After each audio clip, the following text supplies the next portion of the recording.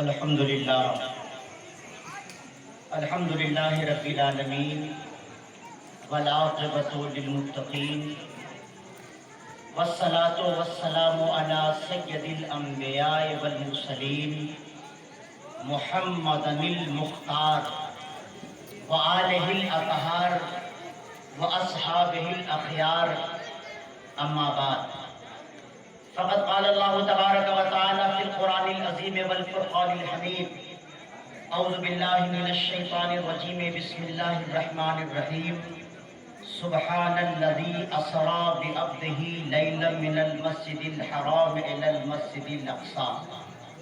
صدق اللہ تعالی و صدق رسولہ النبی الکریم ونحن علی ذلک لمن الشاہدین والشاکرین والحمد للہ رب العالمین۔ صاحب سجادہ حضرت ڈاکٹر احمد حسامی، اسٹیج پہ رونق افروز مقتدر علماء اہل سنت، اساتذہ کرام، ائمہ مساجد، حضور مخدوم حسام الحق علیہ الرحمہ کی بارگاہ میں حاضری دینے کے لیے آنے والے جملہ سامعین، حاضرین، انتہائی ادب اور احترام کے ساتھ السلام علیکم ورحمۃ اللہ۔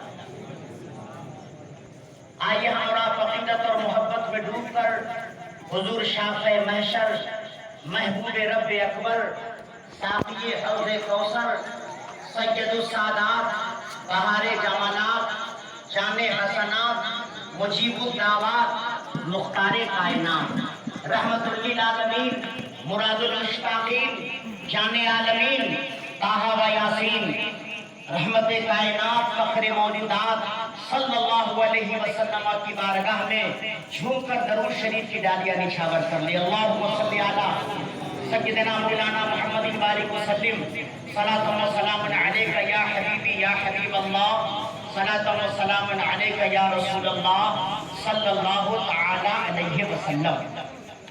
حضرات، بس 10 منٹ میں اپنی گفتگو کمپلیٹ کرنے کی کوشش کروں گا۔ اس خانقاہ میں، اس عرس کی تقریب میں پہلی مرتبہ آپ سب لوگوں سے ملاقات کا شرف مل رہا ہے۔ اللہ تبارک و تعالی ہم تمام لوگوں کی اس ملاقات کو مخدوم حسام الحق علیہ الرحمہ کے صدقے میں قبول فرمائے۔ حضرات، آج 27ویں شب ہے، جس کو ہم لوگ اپنی زبان میں شب معراج کے نام سے جانتے ہیں۔ آج ہی کی رات ہم سب کے آقا رحمت للعالمین، مراد المشتاقین، جان عالمین صلی اللہ علیہ وسلم معراج کے لیے تشریف لے گئے۔ صرف ایک بات میں آپ کے سامنے رکھنا چاہتا ہوں، حضرت آدم سے لے کر حضرت عیسیٰ علیہ السلام تک جتنے نبی آئے، سب نبی نے یہی کہا کہ اللہ ایک ہے۔ سب کا اعلان ایک ہی تھا، اللہ ایک ہے۔ سب لوگوں کی زبان سے ایک ہی کلمہ نکلا، لا الہ الا اللہ، نہیں ہے کوئی معبود سوائے اللہ کے۔ حضرت آدم نے بھی یہی کہا، حضرت ابراہیم نے بھی یہی کہا، حضرت اسحاق نے بھی یہی کہا کہ صرف اللہ ہے، کوئی نہیں ہے معبود اللہ کے سوا۔ لیکن یاد رکھیے گا، سارے نبیوں نے اس بات کا اعلان کیا تو کسی نبی نے یہ نہیں کہا، اے میرے ماننے والوں، اے مجھ سے محبت کرنے والوں، میں جو یہ اعلان کر رہا ہوں اللہ ایک ہے، میں نے اللہ کو دیکھا ہے، میں اللہ کو دیکھ کر یہ اعلان کر رہا ہوں کہ اللہ ایک ہے۔ سارے نبیوں نے اعلان کیا، لیکن سن کر کے اعلان کیا۔ حضرت جبریل نے آ کر کے بتایا، اور اسی بتانے پر نبیوں نے اعلان کیا کہ خدا ایک ہے۔ لیکن جب ہمارے نبی رحمت للعالمین اس دنیا میں تشریف لائے تو نبی نے بھی فرمایا، یا ایھا الناس قولوا لا الہ الا اللہ تفلحوا، اے لوگو لا الہ الا اللہ کہو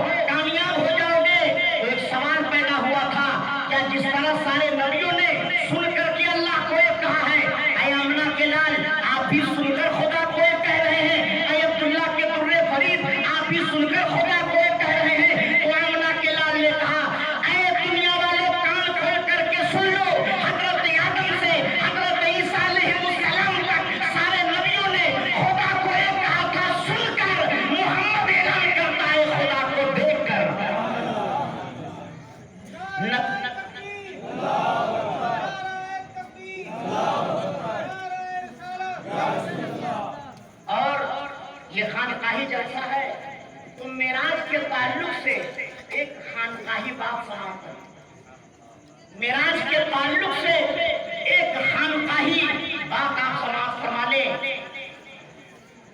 نبی معراج سے کیا لے کر کے آئے؟ سب کو معلوم ہے، نماز لے کر آئے نا بھائی۔ آپ لوگ پڑھتے ہیں نا نماز، یہ نماز جسے ہم پڑھتے ہیں فجر ظہر عصر مغرب عشاء کی شکل میں، یہ اسی رات میں اللہ نے ہمارے نبی کو دیا تھا۔ چونکہ رسول اللہ کی معراج ہے خدا کو دیکھنا، تو نبی خدا کو دیکھ کر صاحب معراج ہو گئے۔ اور آپ نبی کی سیرت پڑھیے تو پتا چلے گا نبی نے کسی بھی حال میں اپنی امت کو نہیں بھلایا، اپنی امت کو فراموش نہیں کیا ہے۔ تو جب نبی خدا کو دیکھ کر صاحب معراج ہو گئے تو نبی کی یہ خواہش تھی کہ آج ہماری امت کو بھی معراج ہو جائے، ہماری امت کو بھی معراج ہو جائے۔ تو خدا نے فرمایا اے حبیب زیارت خدا تمہاری معراج ہے، اور لے جاؤ نماز، امت نماز پڑھتی رہے گی اور معراج کرتی رہے گی۔ اچھا، یہ جو نماز کا تحفہ اللہ نے دیا یہ تو سب کے لیے دیا، یہ عام تحفہ تھا۔ بولو بھائی، جتنے بھی بندے تھے سب کے لیے تحفہ تھا کہ نہیں؟ اب سوال یہ پیدا ہوا جو مشائخ ہیں ان کے لیے کیا تحفہ ملا؟ معراج میں اللہ نے ان کو کیا تحفہ دیا؟ یہ نماز تو سب کے لیے تھا، یہ تو عام تحفہ ہے۔ مشائخ کے لیے اللہ نے کون سا تحفہ دیا؟ میں ایک کتاب پڑھ رہا تھا، علامہ ملک العلماء ظفر الدین بہاری رحمۃ اللہ تعالی علیہ کی کتاب، اس میں یہ واقعہ مجھے پڑھنے کو ملا کہ میرے آقا صلی اللہ علیہ وسلم جب معراج میں گئے تو جنت کا مشاہدہ فرما رہے تھے، تو جنت میں آپ نے کیا دیکھا؟ ایک صندوق ہے، ایک صندوق ہے جنت میں۔ نبی پاک علیہ السلام اس صندوق کے پاس کھڑے ہو گئے تو آپ نے اجازت چاہی، کیا اس صندوق کو کھول کر دیکھا جا سکتا ہے؟ اجازت ملی، اس صندوق کو کھولا گیا تو اس میں کیا رکھا تھا؟ جبہ شریف۔ اس صندوق میں کیا تھا؟ جبہ۔ میرے نبی نے فرمایا کیا میں اس جبے کو پہن سکتا ہوں؟ کیا میں اس جبے کو زیب تن کر سکتا ہوں؟ خدا کا حکم ہوا، ہاں اے میرے پیارے حبیب آپ اس جبے کو پہن سکتے ہیں۔ نبی نے وہ جبہ پہنا، اس کے بعد اللہ اور رسول اللہ کے درمیان راز و نیاز کی بات ہوئی۔ میرے نبی نے فرمایا اے میرے پروردگار، یہ جو جبہ تم نے شب معراج مجھے عطا کیا ہے، یہ جبہ صرف ہم ہی تک رہے گا یا ہمارے بعد بھی اس کا کوئی اہل ہوگا؟ ہم ہی تک یہ جبہ رہے گا یا اس کا کوئی اور بھی حقدار ہوگا؟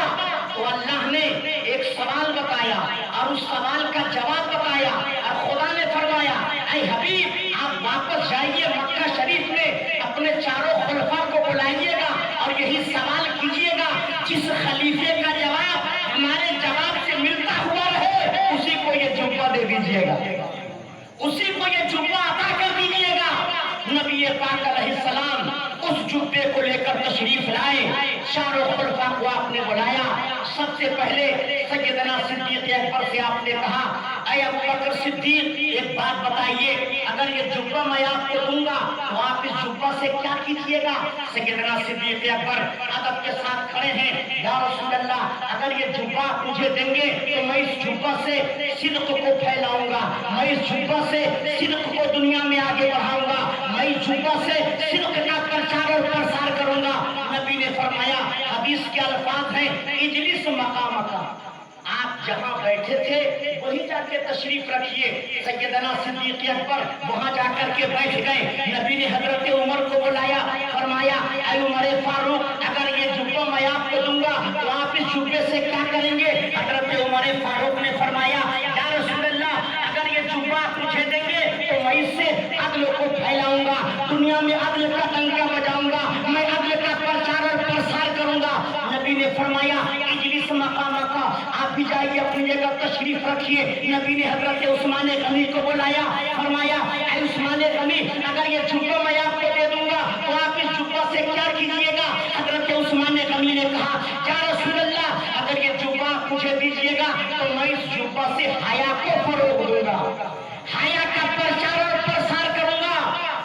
نے سب سے آخر میں علی شیر خدا علی حیدر کو بلایا اور فرمایا اے علی اگر یہ جبہ میں آپ کو دوں گا تو آپ اس جبہ سے کیا کیجیے گا؟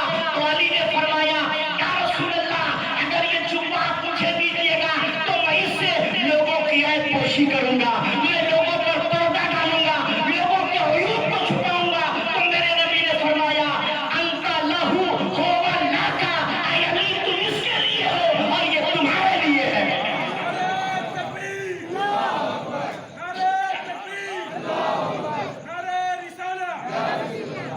حضرات تو نبی نے وہ جبہ حضرت علی کو دیا، نبی نے وہ جبہ حضرت علی کو دیا۔ اب آئیے میں اسی پر اپنی گفتگو بھی تکمیل کرنا چاہتا ہوں چونکہ وقت نہیں ہے۔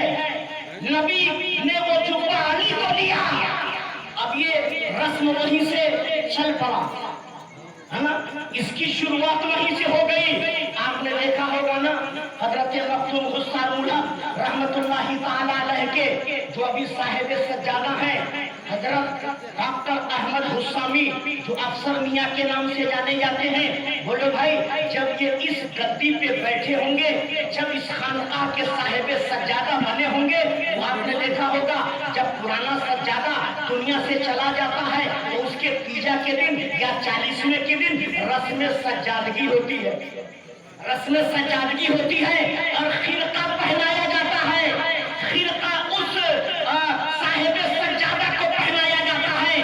میں کافی دنوں سے سوچ رہا تھا آخر خانقاہوں میں جو خرقہ پوشی کی رسم ہے اس کی شروعات کہاں سے ہے، اس کی ابتدا کہاں سے ہے؟ تو جواب ملا یہ کہیں اور سے نہیں، یہ بھی معراج نبی کا صدقہ ہے، یہ بھی معراج مصطفیٰ کا صدقہ ہے۔ نبی کو جبہ ملا، نبی نے علی کو دیا اور وہیں سے سجادگی کی شروعات ہو گئی۔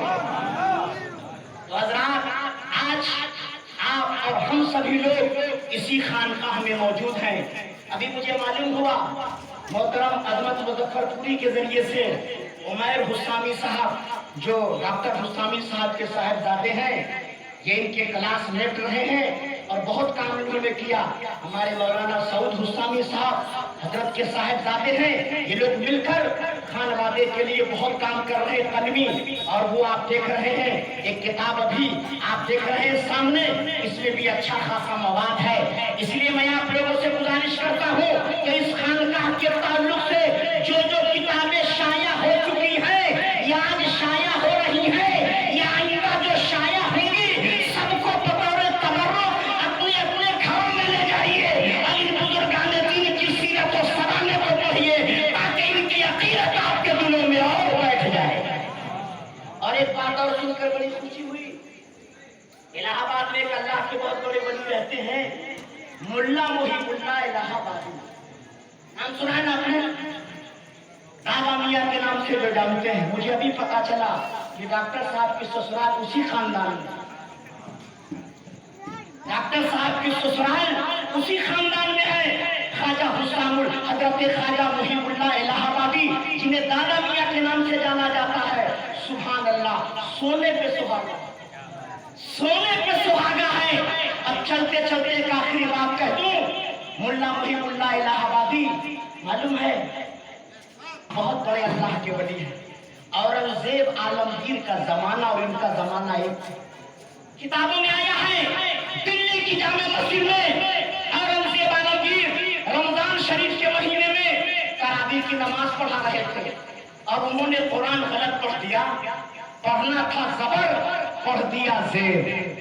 اب بادشاہ خود امامت کر رہا ہے اور اورنگزیب عالمگیر بلا کے حافظ تھے، شاندار ان کا حفظ تھا، کسی کو ہمت نہیں ہوئی کہ بادشاہ کو لقمہ دے سکے۔ ملا محب اللہ الہ آبادی بھی اسی مسجد میں مقتدی بن کے کھڑے تھے، آپ نے لقمہ دیا۔ جب نماز کمپلیٹ ہوئی تو اورنگزیب عالمگیر نے کہا کس نے لقمہ دیا ہے؟ سب تھر تھر کانپ رہے تھے۔ آج تو خیریت نہیں ہے، لیکن جو اللہ کا ولی ہوتا وہ کسی سے ڈرتا نہیں ہے۔ ملا محب اللہ الہ آبادی کھڑے ہوئے، آپ نے فرمایا میں نے لقمہ دیا ہے۔ قرآن منگایا گیا، ایک قرآن جب منگایا گیا تو جیسا اورنگزیب عالمگیر نے پڑھا تھا ویسا ہی لکھا، दूसरा नुस्खा मंगाया गया, उसमें भी वैसा ही लिखा था। तारीख की किताबों में आया है 9 नुस्खे मंगाए गए, 9 नुस्खे, तो 5 नुस्खा में उस तरह लिखा था जैसे औरंगजेब आलमगीर पढ़ रहे थे, और 4 नुस्खा में उस तरह लिखा था जिस तरह मुल्ला मुहिबुल्लाह इलाहाबादी ने लिखवा दिया था। औरंगजेब आलमगीर ने कहा 4 कम है, 5 ज्यादा है, जीत हमारी ही हुई, मैं ही हक पर था। जब मुल्ला मुहिबुल्लाह इलाहाबादी समझ गए अब ये मानेंगे नहीं, वो आपने फरमाया औरंगजेब आलमगीर आंखें बंद कीजिए। आपने आंखें बंद किया और थोड़ी देर के बाद जब आंख खोला तो किताबों में आया है औरंगजेब आलमगीर ने अपने सर को मुल्ला मुहिबुल्लाह इलाहाबादी के कदमों में झुका दिया, कदमों में झुका दिया। औरंगजेब आलमगीर ने कदमों में झुका दिया। हजरत मुल्ला मुहिबुल्लाह इलाहाबादी ने फरमाया क्या हुआ? तो मुल्ला मुहिबुल्लाह इलाहाबादी से औरंगजेब आलमगीर कहते हैं हजरत, जब मैंने आंखों को बंद किया तो मेरी नजरों के सामने लौहे महफूज आ गया, जहाँ पे ओरिजिनल कुरान लिखा था तो वहाँ उसी तरह लिखा था जिस तरह आप बता रहे थे मैंने गलत पढ़ा था। अब आप अंदाजा लगाइए, आंखें बंद करके लौहे महफूज का मुताला करवा दे रहे हैं। तो ये औलिया की शान है। इसलिए आप आए हैं इन बारगाहों में अकीदत का नजराना पेश कीजिए, मोहब्बत के साथ हाजिरी दीजिए। इंशाअल्लाह ताला इस शबे मेराज के सदके में ये हाजिरी खुदा जरूर कबूल करेगा। यतीम हुक्म अमल पैहम मोहब्बत फातिह आलम जिहाद जिंदगानी में यह मर्दों की शमशीर। अस्सलाम वालेकुम।